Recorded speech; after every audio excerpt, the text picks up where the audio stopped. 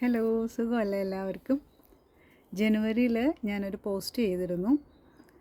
അതിൽ ഒരമ്മ സ്വന്തം മോൾക്ക് അയച്ച കത്ത്, ആശുപത്രി കിടക്കയിൽ കിടന്നുകൊണ്ട് അമ്മ സ്വന്തം മോൾക്ക് എന്നോട് ക്ഷമിക്കണം എന്ന് പറഞ്ഞ് അയച്ച ഒരു കത്ത് ഞാൻ പോസ്റ്റ് ചെയ്തിരുന്നു.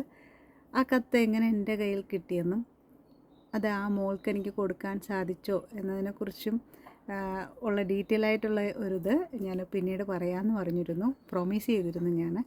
അപ്പോൾ പല പ്രാവശ്യം അതിനെക്കുറിച്ച് പറയാൻ ഞാൻ ശ്രമിച്ചിരുന്നു. പക്ഷേ പലപ്പോഴും അത് പറഞ്ഞു വരുമ്പോഴത്തേക്കും കുറച്ച് സെൻറ്റി ആകാറുണ്ട്. അപ്പോൾ അതുകൊണ്ട് തന്നെ വീഡിയോസ് ഇതുവരെ എനിക്കിടാൻ പറ്റിയില്ല. അപ്പോൾ പ്രോമിസ് ചെയ്തത് എന്തായാലും ചെയ്യണം. അത് ഞാൻ ഇന്ന് അതിന് മുതിരുകയാണ്.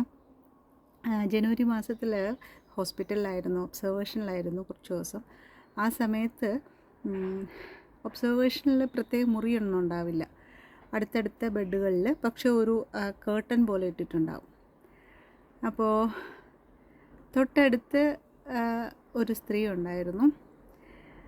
അപ്പോൾ ഈ രാവിലെ ആകുമ്പോഴത്തേക്ക് ഞങ്ങൾക്ക് ഇവിടെ ബ്രേക്ക്ഫാസ്റ്റ് കൊണ്ടുതരും. ബ്രേക്ക്ഫാസ്റ്റ് ഒരു കോഫിയും ബിസ്ക്കറ്റും അത്രയേ ഉണ്ടാവുള്ളൂ ബ്രേക്ക്ഫാസ്റ്റ്.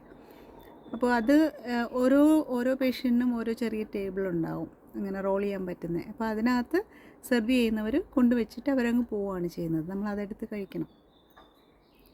അപ്പോൾ ഞാൻ അപ്പുറത്ത് കിടക്കുന്ന ആ സ്ത്രീയെ കണ്ടിട്ട് നോക്കിയപ്പോൾ ആ സ്ത്രീ അനങ്ങുന്നില്ല, ബെഡിൽ അങ്ങനെ തന്നെ കിടപ്പുണ്ട്. അപ്പോൾ ഞാൻ നോക്കിയപ്പോൾ അവരുടെ കണ്ണുകൾ ഈ ഫുഡിൽ തന്നെയാണ്. അവരുടെ കാലിൻ്റെ സൈഡായിട്ടാണ് ആ ചെറിയ ടേബിൾ വെച്ചിട്ട് പോയത്. അപ്പോൾ അവരുടെ കണ്ണുകൾ ആ കൊണ്ടുവന്ന് വെച്ച ഫുഡിൽ തന്നെയാണ്. അപ്പോൾ ഞാൻ ആലോചിച്ചു, എന്തുകൊണ്ട് എന്നിട്ട് ഇവരെടുത്ത് കഴിക്കുന്നില്ല? കുറേ നേരം കഴിഞ്ഞപ്പോൾ എനിക്ക് മനസ്സിലായി, പാവത്തിന് എന്തോ കഴിക്കാൻ പറ്റാതെ വയ്യാതെ കിടക്കുകയാണെന്ന് തോന്നി എനിക്ക്. കാരണം കുറേ നേരമായി. രണ്ടും കൽപ്പിച്ചിട്ട് ഞാൻ അവിടോട്ട് പോയി. നേരെ ചെറിയ ടേബിള് നീക്കി അടുത്ത് വെച്ചു. കോഫി എടുത്ത് ഞാൻ കയ്യിൽ കൊടുത്തു. കോഫി കയ്യിൽ കിട്ടിയതും അവർ താങ്ക്സ് പറയാനോ ഒന്നിനും നിന്നില്ല. അവരൊപ്പാടെയും പെട്ടെന്ന് ആ കോഫി അങ്ങ് കുടിച്ചു. അതുകൊണ്ട് തന്നെ ഞാൻ ആ ബിസ്ക്കറ്റും ഓപ്പൺ ചെയ്ത് അവരുടെ കയ്യിൽ കൊടുത്തു. അവരതും കഴിച്ചിട്ട് പെട്ടെന്ന് കണ്ണടച്ച് കിടന്നു. താങ്ക്സ് ഒന്നുമില്ല. പക്ഷേ എനിക്ക് ആ സിറ്റുവേഷൻ മനസ്സിലാകും. കാരണം എനിക്ക് തോന്നുന്നു വളരെ അത്യാവശ്യമായിട്ടൊരു ചൂടുവെള്ളം പ്രതീക്ഷിച്ച് ഇരുന്ന സമയമാണ്. അപ്പോൾ ആ ഒരു സന്തോഷത്തിൽ അവർ കണ്ണടച്ച് അങ്ങനെ കിടന്നു. ഞാൻ തിരിച്ച് ആ ഗ്ലാസ്സൊക്കെ അവിടെ വെച്ചിട്ട് തിരിച്ച് ബെഡിലോട്ട് പോയി. ഇത് രാവിലെ ആയിരുന്നു, ഞങ്ങളുടെ ബ്രേക്ക്ഫാസ്റ്റാണ് ഈ കോഫിയും 2 ബിസ്ക്കറ്റും എന്ന് പറയുന്നത്. കുറച്ച് നേരം കഴിഞ്ഞപ്പോഴത്തേക്ക് ഒരു വിളി കേട്ടു അവിടുന്ന്. നീന്യ എന്നൊരു വിളി കേട്ടു. നീന്യ എന്ന് പറഞ്ഞാൽ പെൺകുട്ടി അല്ലെങ്കിൽ മോളെ എന്നുള്ള അർത്ഥത്തിലാണ് വരുന്നത്. അപ്പോൾ എന്നെ വിളിച്ചതുപോലെയാണ് എനിക്ക് ഫീൽ ചെയ്തത്. അപ്പോൾ ഞാൻ പതിയെ അടുത്തോട്ട് പോയപ്പോൾ എന്നോട് ചോദിച്ചു, എനിക്ക് എൻ്റെ മോളെ ഒന്ന് ഫോൺ ചെയ്യണം, എനിക്ക് ഫോണൊന്ന് തരാമോ എന്ന് ചോദിച്ചു.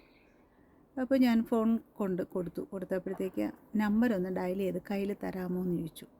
അപ്പോൾ നമ്പർ ഡയൽ ചെയ്ത് ഞാൻ അപ്പുറത്ത് എടുക്കുന്നുണ്ടോ എന്ന് നോക്കിയപ്പോൾ ഒരു പെൺകുട്ടിയുടെ ഹലോ ശബ്ദം കേൾക്കുകയും ചെയ്തു. അപ്പോൾ ഞാനെടുത്ത് അമ്മയുടെ കയ്യിൽ കൊടുത്തു. എന്നിട്ട് ഞാൻ അവിടെ നിന്ന് മാറി. അപ്പോൾ തോന്നി അമ്മയുടെ മോളെടുത്ത് എന്തോ സംസാരിക്കാനാണെന്ന് തോന്നി. അപ്പോൾ കുറേ നേരം അവർ സംസാരിച്ചു, എനിക്കറിയില്ല. കുറേ കഴിഞ്ഞപ്പോൾ വീണ്ടും നീനിയ വിളി കേട്ടപ്പോൾ എനിക്ക് മനസ്സിലായി സംസാരം തീർന്നു. അങ്ങനെ ഞാൻ പോയി ഫോൺ മേടിച്ച് തിരിച്ചു വന്നു. അത് കഴിഞ്ഞ് ഒരു അരമണിക്കൂറായില്ല, അപ്പോൾ വീണ്ടും നീനിയ വിളി തുടങ്ങി. അപ്പോൾ ഞാൻ അടുത്തോട്ട് പോയപ്പോൾ എന്നടുത്ത് പറഞ്ഞു, ഒരു പെന്നും പേപ്പറും തരാമോ എന്ന് ചോദിച്ചു. ഞാൻ പൊതുവെ ഹോസ്പിറ്റലിൽ പോകുമ്പോൾ എപ്പോഴും വായിക്കാനൊരു ബുക്കോ പേപ്പർ എന്തെങ്കിലുമൊക്കെ കൂടെ കരുതാറുണ്ട്. അപ്പോൾ അതുകൊണ്ട് തന്നെ ഒരു പേപ്പറും പെന്നും കയ്യിൽ കൊടുത്തു. അവർ കിടക്കുക തന്നെയാണ്, എഴുന്നേൽക്കുന്നൊന്നുമില്ല, ഒരേ കിടപ്പ് തന്നെയാണ്. അവർ കിടന്നുകൊണ്ട് എന്തോ എഴുതി നേരെ എൻ്റെ കയ്യിൽ തന്നെ തന്നിട്ട് പറഞ്ഞു, ഇത് ഞാൻ എൻ്റെ മോൾക്ക് എഴുതിയ കത്താണ്, എൻ്റെ മോൾ എപ്പോഴെങ്കിലും എന്നെ കാണാൻ വരാണെങ്കിൽ അവളിത് ഏൽപ്പിക്കണം എന്നും പറഞ്ഞുകൊണ്ട് എൻ്റെ കയ്യിൽ തന്നു. സത്യത്തിൽ ആ കത്ത് കിട്ടിയപ്പോൾ എനിക്ക് വല്ലാത്ത ഒരു ഷോക്കായിരുന്നു. കാരണം എനിക്കറിയില്ല ഈ അമ്മയെ കാണാൻ ഈ അമ്മയുടെ മോള് വരുമെന്നോ, എനിക്ക് ആ മോളെ കാണാൻ പറ്റുമെന്നോ, ഈ കത്ത് കൊടുക്കാൻ പറ്റുമെന്നോ ഒന്നും എനിക്കറിയത്തില്ല.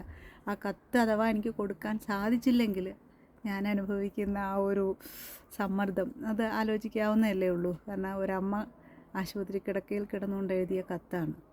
പക്ഷേ വയ്യാതെ കിടന്ന് പ്രതീക്ഷയോടെ എൻ്റെ കയ്യിൽ എഴുതി ഏൽപ്പിച്ച കത്ത് തിരിച്ചു കൊടുക്കാനും എനിക്ക് തോന്നിയില്ല. ദൈവത്തിനെ വിളിച്ചുകൊണ്ട് ഞാൻ ആ ലെറ്റർ കയ്യിൽ വെച്ചു.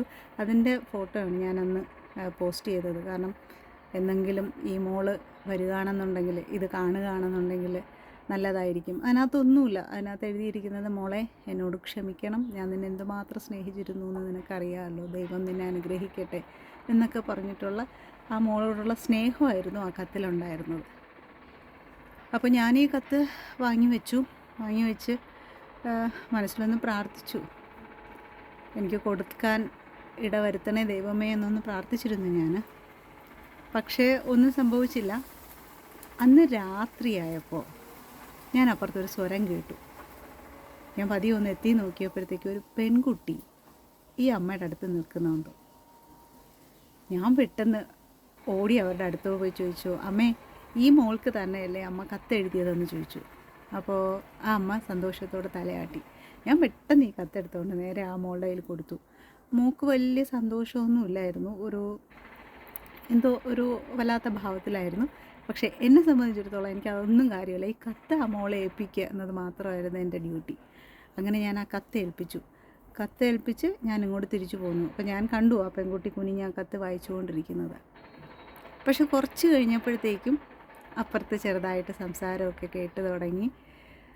സന്തോഷം തോന്നി. കാരണം എനിക്ക് തോന്നുന്നു ഈ കത്ത് വായിച്ചു കഴിഞ്ഞപ്പോൾ ആ മോളുടെ മനസ്സിന് കുറച്ച് അലിവുണ്ടായി എന്ന് തന്നെ എനിക്ക് തോന്നുന്നു. ഇവിടെ ആ അമ്മ ആശുപത്രിയിലായതുകൊണ്ട് ആ അമ്മ എല്ലാം തികഞ്ഞവളാണെന്നോ നല്ലവളാണെന്നോ അങ്ങനെയൊന്നും അല്ല ഞാൻ പറയാൻ ഉദ്ദേശിക്കുന്നത്. ഒരുപക്ഷെ ആ മോൾക്കുണ്ടായ എക്സ്പീരിയൻസ് ആയിരിക്കാം മോൾക്ക് അങ്ങനെ അമ്മയടുത്ത് ബിഹേവ് ചെയ്യാൻ തോന്നിച്ചത്. അപ്പോൾ നമുക്കിവിടെ ആരെയും കുറ്റം പറയാനല്ല ഉദ്ദേശിക്കുന്ന ഒന്ന് മാത്രമാണ്. ആശുപത്രി കിടക്കയിൽ കിടന്നുകൊണ്ട് മോളെ എന്നോട് ക്ഷമിക്കൂ, എനിക്ക് നിന്നെ ഒന്ന് കാണണം എന്നാഗ്രഹിക്കുന്ന ആ അമ്മയോട്. അങ്ങനെയുള്ള പാരൻസ് ഒരുപാട് ഉണ്ടാവുമല്ലേ നമുക്ക് ചുറ്റും. ഒന്ന് കാണണം എന്നാഗ്രഹിക്കുന്നവർ ആ വയ്യാത്ത കിടപ്പിൽ കിടന്നുകൊണ്ട് ആഗ്രഹിക്കുമ്പോൾ അതൊന്ന് സാധിച്ചു കൊടുക്കാൻ നമ്മുടെ വാശിയൊക്കെ ഒന്ന് മാറ്റി വയ്ക്കുന്നത് നല്ലതല്ലേ. ആ സമയത്ത് ഒരുപക്ഷെ അവർ ഒരുപാട് തെറ്റുകൾ ചെയ്തിട്ടുണ്ടാവും. പക്ഷേ ഒരു 10 മാസം നമ്മളെ ചുമന്ന് നടന്നില്ലേ അവർ. ആ അപ്പനും അമ്മയും ഒക്കെ നമ്മുടെ കൈക്കും കാലിനും ബലം കിട്ടുന്നത് വരെ നമ്മളെ എടുത്തു നടന്നില്ലേ. നമ്മളെ കൊണ്ടു നടന്ന അവരാ സ്നേഹം അവരുടെ അവസാന നിമിഷമെങ്കിലും നമ്മൾ തിരിച്ചറിയണ്ടേ. അപ്പോൾ ഇതല്ലെങ്കിൽ വേറെ പല എക്സ്പീരിയൻസ് ആയിട്ട് നമുക്കുണ്ടായിട്ടുണ്ടാവും അല്ലേ. അപ്പോൾ ഇങ്ങനെയുള്ള സാഹചര്യങ്ങളിൽ അവസാന നിമിഷമെങ്കിലും നമ്മുടെ പാരൻസ് എത്രയോ തെറ്റ് ചെയ്യട്ടെ, അവർ നമ്മളെ കാണണമെന്ന് ആഗ്രഹിക്കുമ്പോൾ ഒന്ന് ക്ഷമിച്ചു കൊടുക്കുക.